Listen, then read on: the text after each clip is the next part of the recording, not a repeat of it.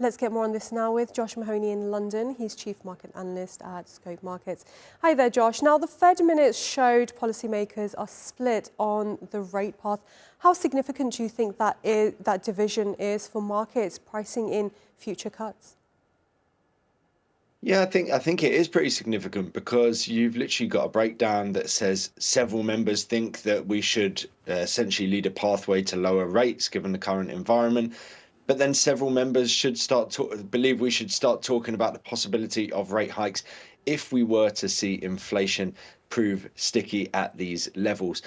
Ultimately, we've got two levels of inflation. We've got CPI at 2.4%. It's not too far away from that 2% target. But this Friday, of course, we've got the core PCE figure, which is the Fed's favored number. And that's at 2.8, expected to remain at 2.8. And whilst we could see some disinflation in the months ahead, I don't think we're going to hit that 2% target. So much of this comes down to what the sort of expectation of AI is going to be and its impact on inflation going forward. Kevin Walsh says that he thinks AI drives disinflation.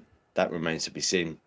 And with the next Fed chair stepping in just a few months, could that leadership transition complicate the timing or scale of the rate cuts? Well, there's two parts to it. First and foremost, we don't actually know that he will come in May. Within this meeting, we actually saw the group vote to say until the successor has been chosen, Jay Powell should stay in his position. Of course, he's been nominated by Donald Trump, but he hasn't necessarily passed all of the procedures to get into that position to actually take Powell's position. Also, bear in mind, there has been a lot of talk recently saying, well, the court case from the DOJ against Jay Powell should essentially be concluded before he's replaced. So if that drags on and potentially we don't get it for a while, that by and large probably means a longer pause for interest rates. In terms of how much Walsh, if it is Walsh, can do once he gets in, well, look, he's got a very split opinion within the Federal Reserve. And so presuming he wants to cut rates, as Donald Trump probably wants him to do, it's not necessarily as simple, I don't think, as coming in and saying, I'm your new leader and therefore everyone follow me. So really he has to sort of get his points across as to how he sees the Fed going forward. Right, now the Fed paused its easing cycle after 3 cuts last year. Are markets underestimating the risk that hikes could still be back on the table if inflation stays elevated? Yeah, I would definitely say so. I mean, look, right now markets are pricing essentially 2 rate cuts for 2026.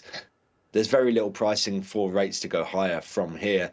I guess because of all of the pressure that we've seen Donald Trump putting on Jay Powell, the idea that his successor would then push rates higher, I mean, that seems very unlikely. I believe we've actually seen comments to the effect of, I would sue Walsh if he were to raise rates from Donald Trump. So certainly that's not what the successor to Powell is going to be coming in on the ticket of. I think it will be to try and drive down rates. Right, we'll leave it there for now. Josh Mahony, Chief Market Analyst at Scope Markets. Thank you very much as always.